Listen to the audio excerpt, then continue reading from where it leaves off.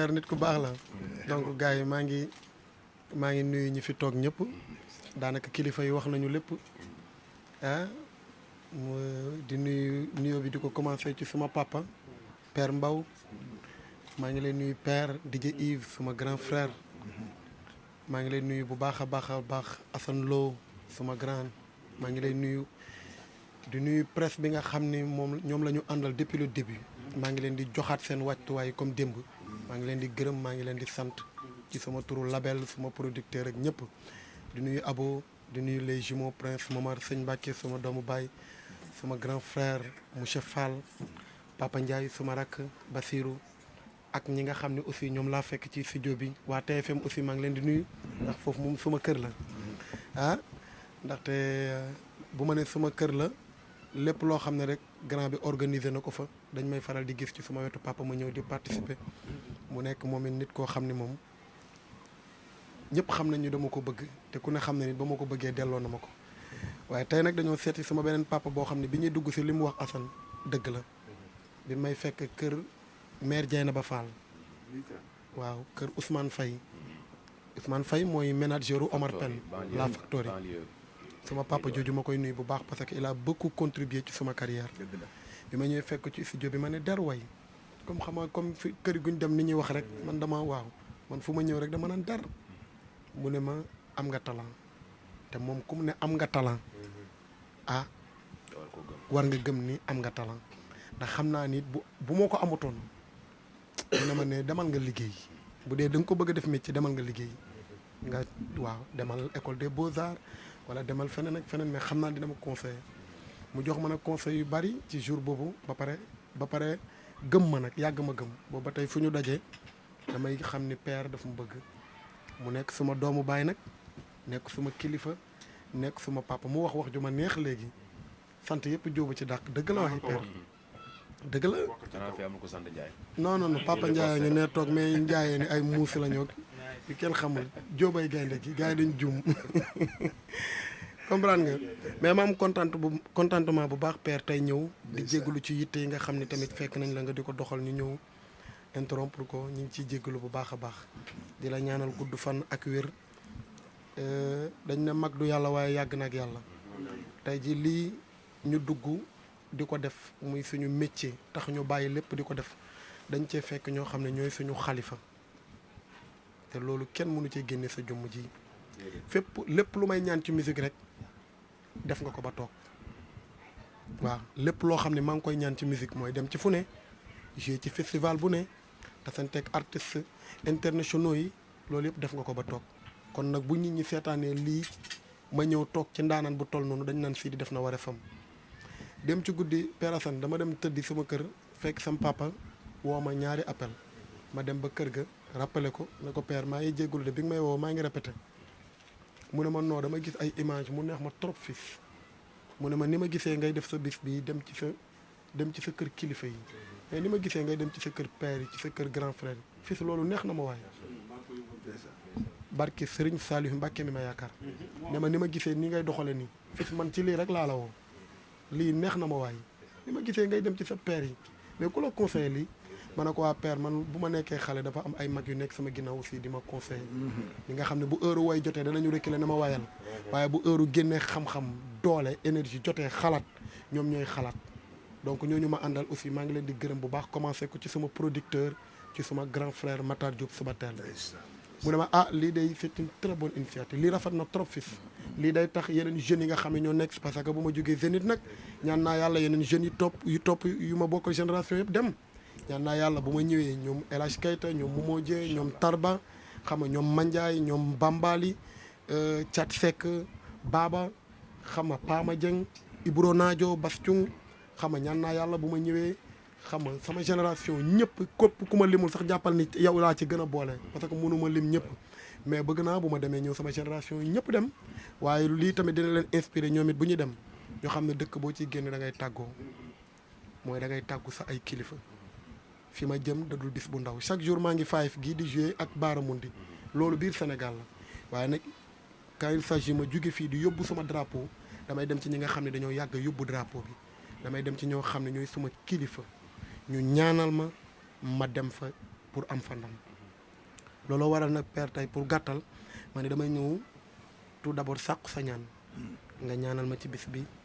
ma am ci ndam te it indi la sa lettre bi nga xam ne dañu jël bis bi kilifaale def la ci kilifa nga nekk kilifay bis bi maanaam bis bi li nga ci bëgg mooy am li nga ci bëgg amut parce que kilifa nag baatam la am bis bi li nga ci bëgg mooy am li nga ci bëggul amul te xam naa ni doo ci bëgg leneen lu dul sama njariñ suma avancement ak suma réussite donc père bis bee ngi noonu jébbal nañ la ko ñu ñëwoon indi lettre bi ana lettre bi Momar ñu ñëwoon indi lettre bi di ja Yves indil ko suma papa pour mu def ci bis bi ñaan te nag le 29 nga gunge ma ànd ak yow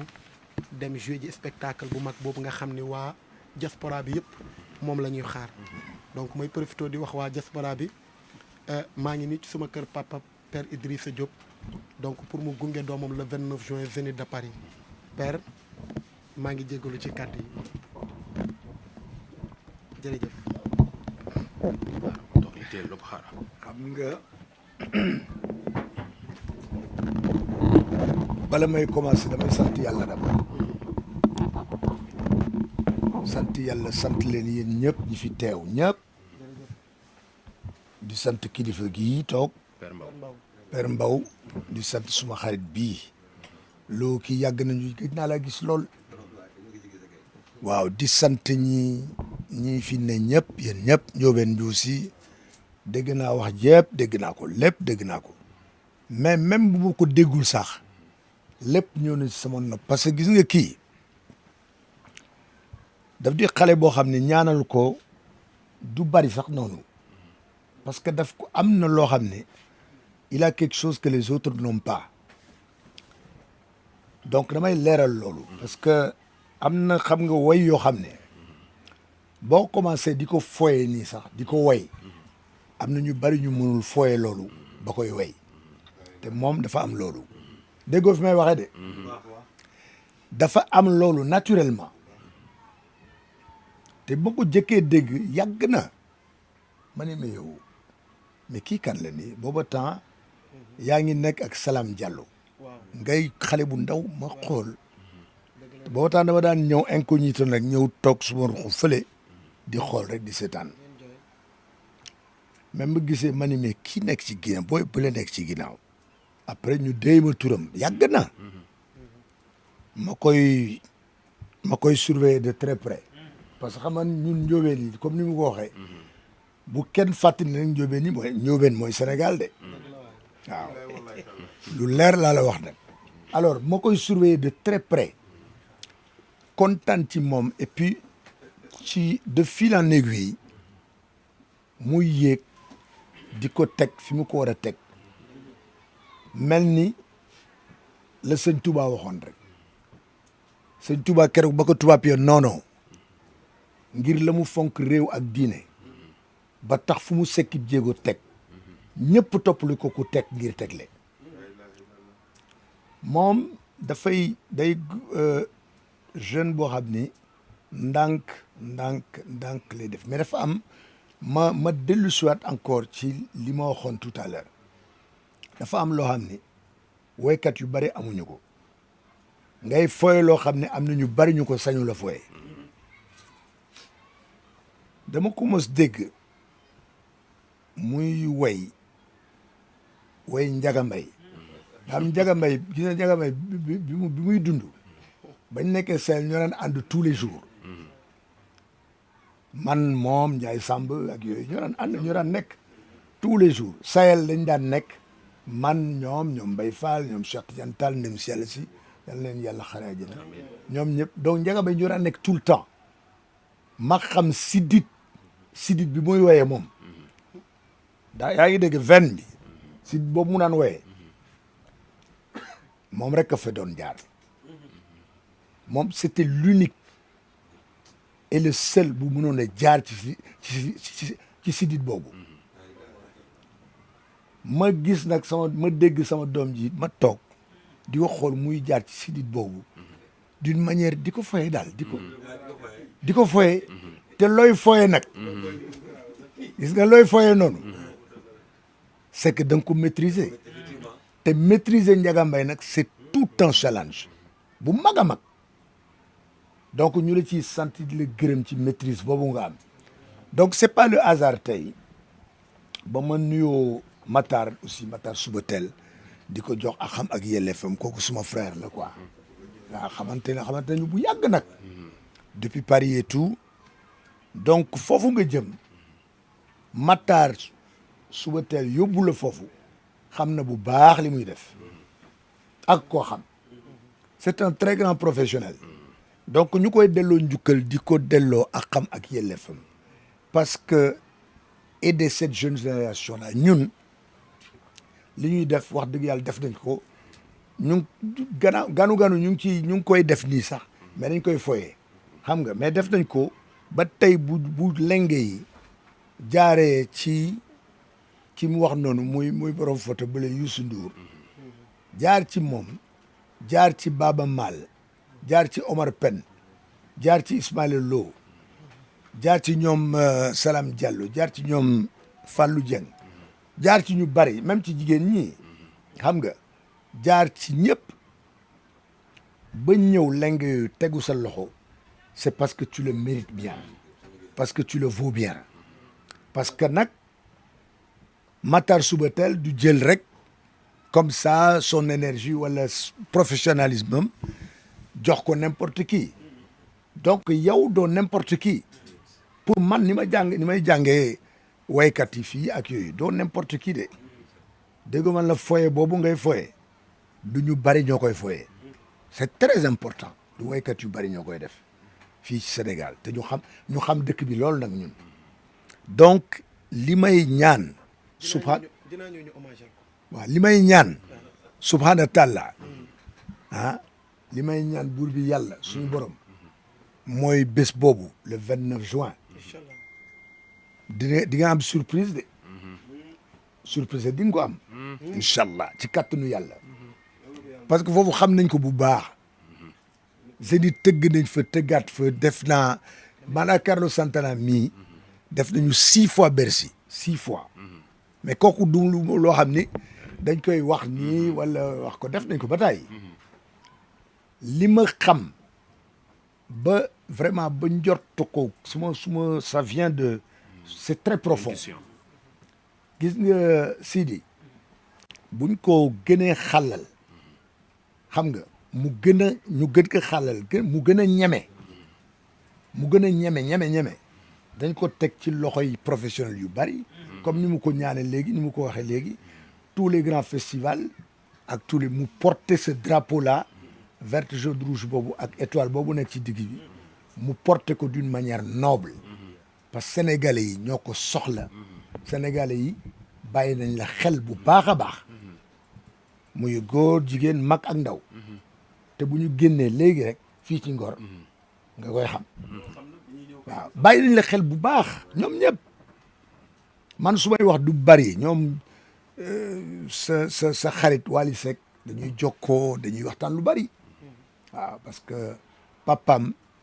dem si yàlla si Thione Seck yàlla na ko yàlla xare àjjana bi muy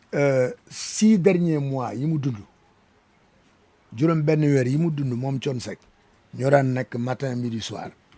ba ni mu génnee àdduna dernière phrase bi mu ma mujjee wax mooy dem wax moom xam na ko quoi booy Wally Seck mu ne ma dénk naa la Wally Seck macha allah 3 semaines après muy ji suñu borom donc ça veut tout dire moo tax ñun dañu am ci yéen yaakaar ma gis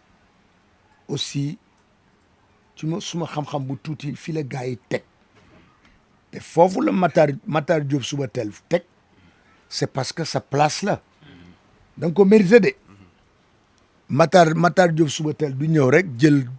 n'importe qui ne la non nañu dem Zénith ak yooyu parce que Zénith comme ni ma koy waxee sànq Zénith nag fële la nag nañ ko wax nag France la de te c'est pas n'importe quelle salle bu mythique la que Sidi Diop yow jaar nga Zénith kooku sa day yokk sa plus-value lu bari lay yokk ci yow te yal na yàlla def nag nga am ci ndam bu kawe te incha allah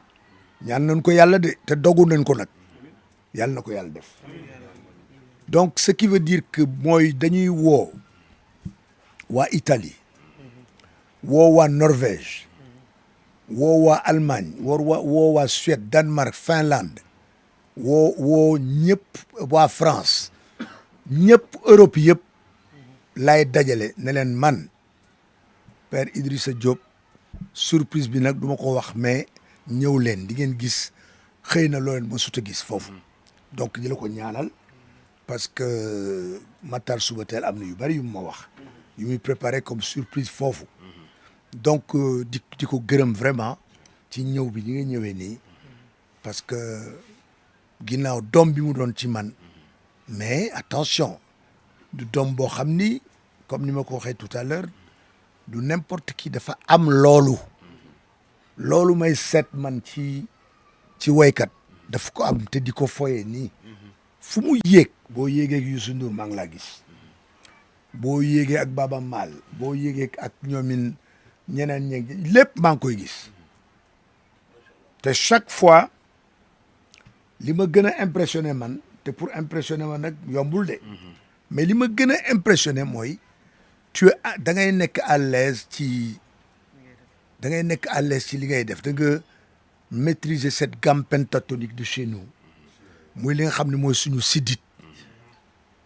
gis nga xalam ngoogu ñuy tëgg ñoom Samba Diaba rek ñoom Man Ndiaye Samba ak ñoom Ablaye Nar Samba daan tëgg ak ñoom Boukounte dama ko xam bu baax a baax te nga yor ko yow yor nga ko de te naa la wax leen bul ragal dara bul toppatoo dara bul gestu dara bul faale dara faaleel daal sa ñaanu sa pap boobu nga wax léegi ñaanam ak ñaanu kilifa yi fi ne ñu gunge la ba nga xam ne di nga téye drapeau bu mu ngay wax di nga ko téye bu dëgër di wax ñëpp nag le 29 dañu ñëw foofu parce que Zénith du Dakar Zénith fële la na ñëpp ñëw ñu toroxal seetaane foofu. macha allah voilà mi ngi noonu mais di kontaan wax dëgg yàlla di kontaan ni ngeen ñëwee nii fekk ma xam nga da ngeen ma fekk ma xaw a bàyyeeku sax quoi mais après nag ñu dem ci village bi fii tuuti ma présenté le gars ñi. incha allah sama famille lébu yi. incha allah di kontaan wax dëgg yàlla di leen gërëm yéen ñëpp. di leen sant loo kontaan naa de.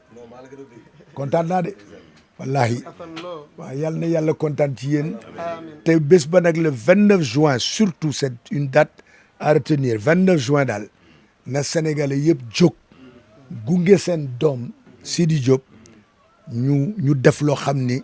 dana porter le Sénégal au firmament et l'histoire retiendra cette date-là parce qu'il y a un vent nouveau de Sénégal fi mu ne nii il y a un souffle nouveau donc yal na yàlla def souffle nouveau boobu gunge wàlle suma doom ji le 29 juin au Zénith de Paris. incha allah ñu noonu. jërëjëf jërë ngeen jëf. merci gars yi kontaan